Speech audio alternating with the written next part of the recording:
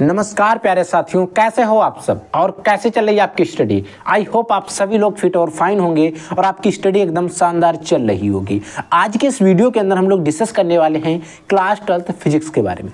Class 12th physics के 20 सबसे ज़्यादा जो महत्वपूर्ण बहुविकल्पी प्रश्न हैं, ऑब्जेक्टिव क्वेश्चन हैं, उनको आज के इस वीडियो के अंदर हम लोग डिस्कस करेंगे। और बच्चों ऐसे क्वेश्चन हैं, अगर आप बोर्ड एग्जाम 2025 देने जा रहे हो ना, तो वहाँ पर आपको बोर्ड के पेपर में या फिर प्री बोर्ड जिन बच्चों का हो रहा है वहाँ पर देखने को मिलेंगे। और कई बच्चों का प्री बोर्ड एग्जाम हो चुका है, वहाँ पर उनको कोई क्वेश्चन जो है देखने को मिले होंगे। तो इसीलिए आपको तैयार कर लेना है, ताकि अगर ये क्वेश्चन जो है आपके बोर्ड के पेपर में पूछे जाते हैं तो आप इनको इजीली से लिख पाएँ, इजीली से इनको सॉल्व कर पाएँ। और ये बहुविकल्पी क्वेश्चन आपको पता है, आपके बोर्ड के पेपर में क्वेश्चन नंबर जो क्वेश्चन पेपर आता है उसमें क्वेश्चन नंबर 1 जो होता है उस वो बहुविकल्पी प्रश्नों का ही होता है। और आपको पता है, अगर आपने बहुविकल्पी क्वेश्चन सारे कर दिए तो काफ़ी अच्छा जो इंप्रेशन होता है पूरी जो बुक कॉपी होती है उस पर पड़ता है। तो इसीलिए आपको बहुविकल्पी प्रश्न पर विशेष ध्यान जरूर देना रहता है। तो आज के इस वीडियो में हम जो 20 बहुविकल्पी प्रश्न बताने वाले हैं, इनको आप एक एक करके ध्यान से समझ लेंगे तो आपको काफ़ी ज़्यादा हेल्प मिलने वाली है। तो देखो, पहला क्वेश्चन है, 1 इलेक्ट्रॉन वोल्ट का मान होता है। देखो, 1 इलेक्ट्रॉन वोल्ट जो है, इसको कभी कभी बोर्ड के पेपर में ईवी लिखा हुआ मिलेगा। 1 ईवी का मान कितना होता है?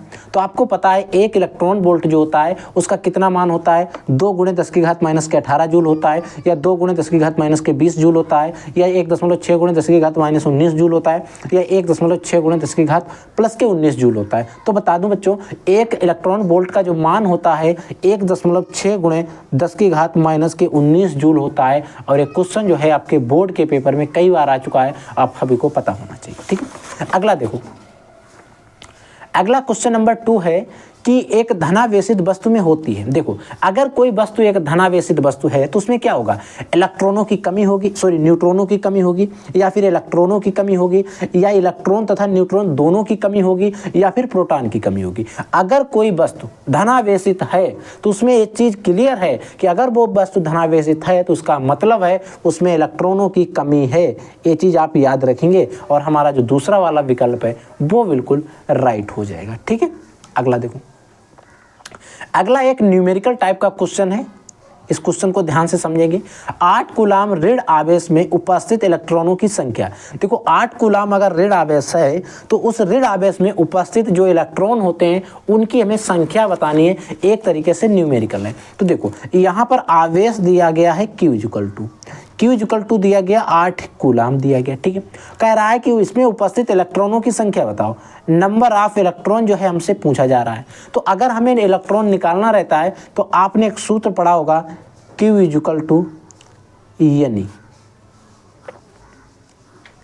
Q = E। अगर हमें यहाँ पर निकालना क्या है, En निकालना है, नंबर ऑफ इलेक्ट्रॉन, तो ये हो जाएगा Q/E हो जाएगा। अब बच्चों में इसमें अगर मान रख देंगे तो आप इजली से सॉल्व कर पाओगे। अब आप कहोगे सर ई क्या है? तो ई का मान अभी हम लोग क्वेश्चन नंबर फर्स्ट में पढ़ चुके हैं। 1 इलेक्ट्रॉन वोल्ट का मान कितना होता है? 1.6 × 10 की घात माइनस के 19 जूल होता है। और यही इसका जो है ई का मान होगा। तो ई का मान हम लोग कितना रखने वाले हैं? 1.6 × 10 की घात माइनस के 19 जूल, यही रखने वाले हैं। ठीक है, तो देखो, आवेश कितना है? 8 कूलाम है। ठीक है, इसका मान कितना है? 1.6 × 10 की घात माइनस के 19। ये बच्चों 10 की घात माइनस के 19 से इसको हम एक बार ऊपर ले चलेंगे, यानी = 8 × 10 की घात 19 हो जाएगा। बट ये जब नीचे माइनस के थे ऊपर जाएंगे तो एक के हो जाएंगे, प्लस के हो जाएंगे। अब जो नीचे क्या बचा? 1.6 बचा। इसका दशमलव हटाएंगे, ऊपर एक 0 बढ़ा देंगे और 16 का पाड़ा पड़ेंगे। 16 पंचे कितने होते हैं? 80। यानी कि नंबर ऑफ इलेक्ट्रॉन n का जो मान आ जाएगा 5 × 10 की घात प्लस के 19 इलेक्ट्रॉन।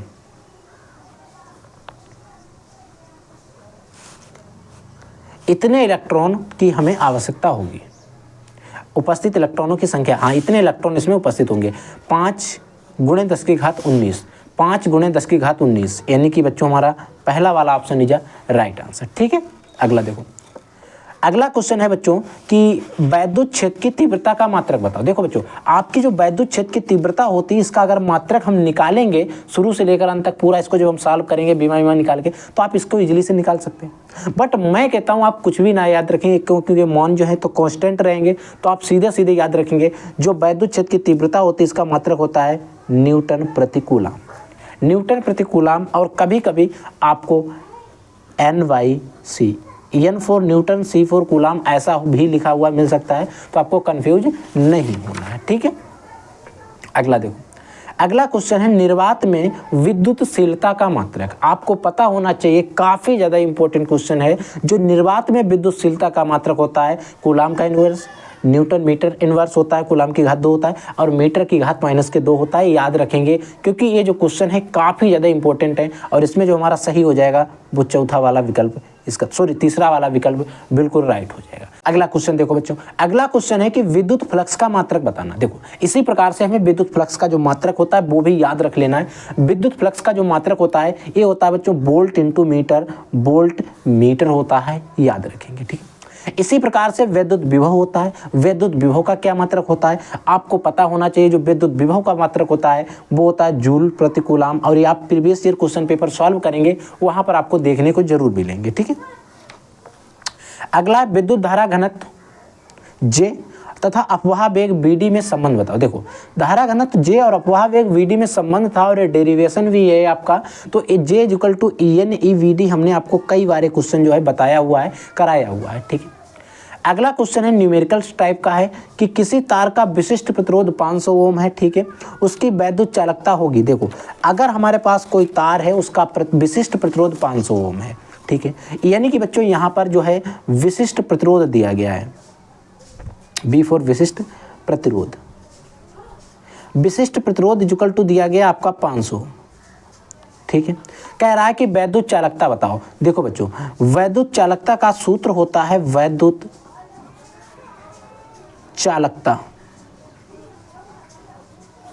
= होता है 1/, विशिष्ट प्रतिरोध, 1/, विशिष्ट प्रतिरोध। ये जो बच्चों सूत्र है काफ़ी ज़्यादा इंपॉर्टेंट है, इस पर एक न्यूमेरिकल बोर्ड के पेपर में ज़्यादातर देखने को मिल जाता है। तो वैद्युत चालकता = क्या होता है 1/, विशिष्ट प्रतिरोध। अब देखो विद्युत चालकता = क्या हो जाएगा 1/, विशिष्ट प्रतिरोध का मान कितना है 500 है, तो इसको मान रखेंगे। देखो अब इसको डिवाइड करेंगे, जब इसको भाग करेंगे हम 1 दशमलव लगाएंगे तो 1 0 बढ़ जाएगा, अभी काम नहीं चलेगा, फिर 1 0, फिर 1 0, अभी ऊपर 100 है नीचे 500 नहीं हो पाएगा, 1 0 और बढ़ाएं, ऊपर 1000 हो गए, 2 0 से 2 0 कैंसिल, 5 दूनी 10 यानी कि 2 आ गया। यानी कि बच्चों जो वैद्युत चालकता का मान आया है वो आया है 0.002, और ये क्या हो जाएगा नीचे विशिष्ट प्रतिरोध है तो ओम इनवर्स हो जाएगा। इसको मान जो है हमारा ए राइट आ गया, और ए मान जिस वाले विकल्प में हमारा सही फिक्स हो जाएगा वही वाला विकल्प हमारा राइट हो जाएगा। तो 0.001, 0.002 यानी कि बच्चों हमारा जो चौथा वाला विकल्प है ये बिल्कुल राइट है, क्योंकि इसमें भी इतना ही मान दिया गया है जितना कि हम लोगों ने सॉल्व करके निकाला हुआ है, ठीक है। अब देखो किलोवाट घंटा जो है वो किसका मात्रक होता है आपको पता होना चाहिए। 1 किलोवाट जो घंटा होता है वो किसका मात्रक होता है, किलोवाट घंटा में किसको मापा जाता है, तो आपको पता होना चाहिए वैद्युत ऊर्जा को किलोवाट घंटा में मापा जाता है, ठीक है। अगर अगला क्वेश्चन है कि लॉरेंज बल ज्ञात करने का नियम, लॉरेंज बल ज्ञात किया जा सकता है ऐसा क्वेश्चन होगा, लॉरेंज बल ज्ञात कर सकते हैं, लॉरेंज बल ज्ञात करने का नियम है, ठीक है। देखो लॉरेंज बल ज्ञात कर सकते हैं ऐसा लिख लें, क्वेश्चन में थोड़ा मिस्टेक है, या लॉरेंज बल हम कैसे ज्ञात करेंगे, किस नियम की सहायता से लॉरेंज बल ज्ञात करते हैं, तो याद रख लेना फ्लेमिंग का जो बाएं हाथ का नियम होता है इसकी सहायता से हम लॉरेंज बल का जो है मान को डिफाइन कर पाते हैं, लॉरेंज बल ज्ञात कर पाते हैं। तो आपका लॉरेंज बल किस नियम की सहायता से ज्ञात कर सकते हैं, तो इसमें ऑप्शन दिए गए हैं, तो इसमें पहला वाला सही है फ्लेमिंग के बाएं हाथ के नियम से। तो क्वेश्चन आप इसको थोड़ा सही कर लेना, लिख लेना लॉरेंज बल, यहाँ लॉरेंज बल किस नियम की सहायता से ज्ञात कर सकते हैं ऐसा भी आप लिख लेंगे तब भी आपका सही हो जाएगा, ठीक है। अगला क्वेश्चन देखो बच्चों, अगला आपका क्वेश्चन क्या कह रहा है इसको समझो ध्यान से। अगला क्वेश्चन है किसी क्षण का यानी कि क्षण में प्रेरित विद्युत वाहक बल का मान। देखो कोई भी क्षण है उसमें प्रेरित विद्युत वाहक बल का मान होता है VVL sin BVL, यहाँ पर इतना ही दिया गया तो हम इतना ही रखेंगे। एक ऐसा होता है देखो VVL ऐसे भी लिखा हुआ मिल सकता है आपको, यहाँ पर VLV लिखा है तो वो भी कोई टेंशन नहीं, BVL होता है और आगे भी होता है उसका हमें कोई जरूर VVL sin थीटा आपने पढ़ा होगा, ठीक है। तो यहाँ पर हमें वो चीज़ नहीं दी गई, तो हमसे सिर्फ विद्युत वाहक बल का मान पूछा गया तो वो हो जाएगा VVL, ठीक है। किसी ट्रांसफार्मर में क्या संभव नहीं है, देखो कोई ट्रांसफार्मर है उसमें क्या चीज़ संभव नहीं होती है, उसमें DC धारा संभव नहीं होती है, डिस्ट धारा जो है वो संभव नहीं हो सकती है किसी भी ट्रांसफार्मर में। सबसे अधिक आवृत्ति की तरंग दैर्ध्य कौन सी है? इसमें से सबसे अधिक आवृत्ति की जो तरंग दैर्ध्य है वो कौन सी है? तो सबसे अधिक आवृत्ति की तरंग दैर्ध्य की बात करते हैं तब हमें सबसे पहले आता है याद गामा तरंगों का। तो ये वाला ही इसका राइट आंसर हो जाएगा। देखो अगला है आपका न्यूमेरिकल टाइप्स का क्वेश्चन, और क्वेश्चन जो है अगर मैं कहूँ तो काफ़ी ज़्यादा इंपॉर्टेंट है। क्या कह रहा है? दो लेंस जिनकी क्षमताएं +5 डायोप्टर तथा -3 डायोप्टर हैं, ठीक है, संपर्क में रखे गए संयुक्त लेंस की फोकस दूरी, अगर आप लोग हल कर सकते हैं तो आप करना स्टार्ट कर दीजिए, अन्यथा आप हमारे साथ साथ हल करेंगे, हम आपको बता रहे हैं। देखो लेंस है जिनकी क्षमताएं दी गई हैं, यानी कि बच्चों आपको P1 का मान दिया गया है +5 डायोप्टर, P2 का मान दिया गया -3 डायोप्टर, और इसमें जो पावर निकालने का एक सूत्र होता है वो होता है P = P1 + P2, यानी कि जो भी क्षमता है उनको जोड़ते हुए चले जाएंगे तो P = क्या आ जाएगा? P1 का मान +5 है, प्लस सूत्र में है और -a है, तो प्लस माइनस क्या होता है? माइनस होता है। यानी कि बच्चों जो इसकी क्षमता आ जाएगी P = +2 डायोप्टर आ जाएगी, यानी कि इसकी जो क्षमता है वो 2 डायोप्टर आ गई है। ठीक है, समझ में आ गई यहाँ तक? ठीक है, अब हमसे कह रहा है संयुक्त लेंस की फोकस दूरी निकालो।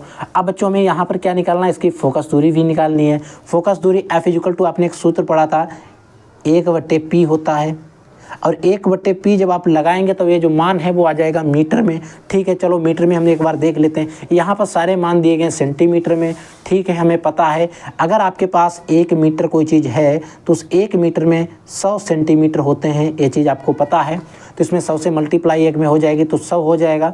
100/P रखेंगे F = तब आपकी वैल्यू जो आएगी वो सेंटीमीटर में आएगी। तो 100/P का मान अभी हमने लोगों ने सॉल्व किया, कितना आया है? 2। तो 2 पंचे 10, यानी कि जो आ गया F का मान आ गया 50 आ गया, और इसका मान किस में आएगा? सेंटीमीटर में आएगा। तो 50 ऑप्शन में दिया गया, तो पहला ऑप्शन हमारा जो है वो बिल्कुल राइट हो जाएगा। ठीक है, समझ में आ गया? तो इस तरीके का एक क्वेश्चन और हम लोग कर लेते हैं ताकि इसका रिवीजन हो जाए। अगर इस तरीके का क्वेश्चन आता तो आप कर पाएँ। देखो दो लेंस जिनकी क्षमताएं, जिनकी शक्तियां यहाँ पर दी गई, यहाँ पर क्षमताएं नहीं दिया गया, बट चीज़ वही है। 10 डायोप्टर -5 डायोप्टर है, संपर्क में रखे गए संयुक्त लेंस की फोकस दूरी बताओ। अगर आप लोगों को एक क्वेश्चन सॉल्व समझ में आ गया तो बताओ, मैं आपको इस क्वेश्चन को HW में छोड़ दूं। प्लीज़ बच्चों कमेंट करके बता दीजिए, ठीक है? नहीं तो अगर आप नहीं कर पा रहे हैं तो एक बार और समझ लो। समझने के लिए आपको एक बार मैं और बता देता हूं। अगर इस तरीके से बाद में आपको क्वेश्चन फंसता है तो आप कर लेंगे। सूत्र अभी हमने क्या बताया आपको? P = होता है P1 + P2 होता है। ठीक है, तो P = क्या आ जाएगा? देखो P1 का मान इसमें 10 दिया गया, P2 का मान -5 दिया गया। ठीक है, तो देखो P का मान क्या आ जाएगा? +5 आ जाएगा, और वो भी आ जाएगा डायोप्टर में। अब ये डायोप्टर D बन सकता है या फिर हिंदी में लिखा हुआ मिल सकता है। अब यहाँ पर लेंस की फोकस दूरी पूछी गई, इससे पहले हम इसमें देख लेते हैं सारी फोकस दूरियाँ सेंटीमीटर में ही दी गई हैं। तो हम F = क्या लगाएंगे? 100/P, सेंटीमीटर में वैल्यू जाएंगी, यही सूत्र लगाएंगे तो देखो क्या हो जाएगा।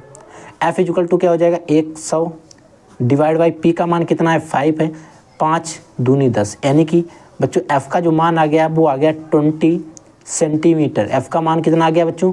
20 सेंटीमीटर आ गया है। तो ये जो जिस भी ऑप्शन में हमें सही दिखाई देगा वही ऑप्शन इसका राइट हो जाएगा। यानी कि बच्चों हमारा तीसरा ऑप्शन में जो है उसमें दिया गया है 20 सेंटीमीटर, तो यही ऑप्शन इसका राइट हो जाएगा। ठीक है, अगला क्वेश्चन है मनुष्य की आंख का है, नेत्र का अपवर्तनांक कितना होता है? मनुष्य की कोई आंख है, उसके नेत्र का अपवर्तनांक जो होता है आपने ज़्यादातर लिखा हुआ देखा होगा 1.5, बट 1.44 एक्चुअल में होता है। इसी को हम 1.5 भी लिख सकते हैं, तो इसीलिए हमारा जो तीसरा वाला ऑप्शन है वही राइट हो जाएगा यहाँ पर। ठीक है, समझ में आ गया? ठीक है, अगला क्वेश्चन देखो।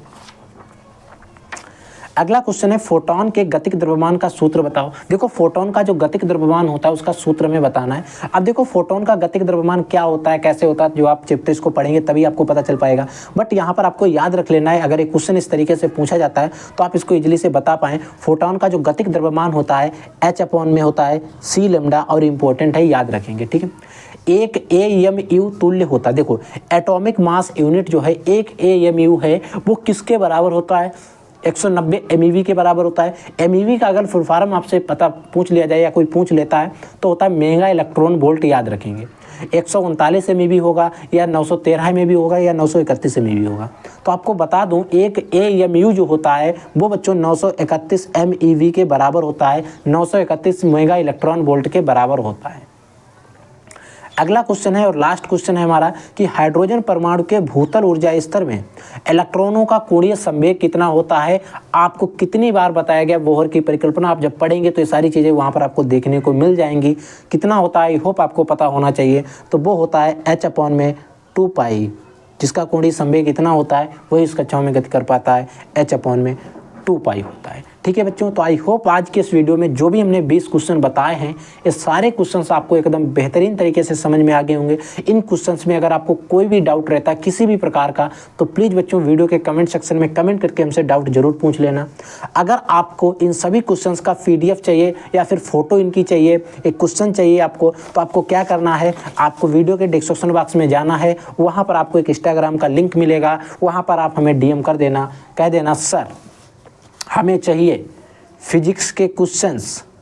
और मैं आपको एक कोड बता रहा हूँ, इसे आप ध्यान से सुन लें, PH24 ही जब आप लगा के कोड जब DM करेंगे तभी बच्चों ये नोट्स आपको मिलेंगे, अन्यथा नहीं मिल पाएंगे। क्यों नहीं मिल पाएंगे, इसका कई सारे रीजंस हैं। जैसे आप कर देते हैं, फिजिक्स के कई वीडियो अपलोडेड हैं, हम किसका देंगे ऐसे आप बता, या तो आप इसका वीडियो का स्क्रीनशॉट लेकर भेज देंगे तब आपको मिल सकता है। ठीक है, तो क्योंकि यहाँ पर जो है इंस्टाग्राम पर क्यों हम दे रहे हैं, क्योंकि यहाँ पर फोटो या फिर वीडियो भेजने का ऑप्शन होता है, बट यूट्यूब पर ऐसा कोई ऑप्शन नहीं जहाँ पर हम आपकी मदद कर पाएँ, फोटो भेज पाएँ। ठीक है, तो अगर आपको चाहिए तो आप इंस्टाग्राम पर जाएंगे या आप सर्च कर लेंगे SB study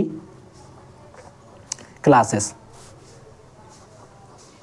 SB study classes search करेंगे या फिर वीडियो के डिस्क्रिप्शन बॉक्स में लिंक मिल जाएगा, वहाँ से आप जाकर फॉलो करके हमें DM कर देना, हम आपको इसके नोट्स जो है वो प्रोवाइड करवा देंगे। ठीक है, तो आप लोग पढ़ते रहिए, आगे बढ़ते रहिए। कोई भी डाउट, कोई भी क्वेश्चन होता है तो आप हम लोगों से डेफिनेटली पूछ सकते हैं। हम मिलते हैं किसी नेक्स्ट वीडियो में नए टॉपिक के साथ, तब तक के लिए जय हिंद, वंदे मातरम।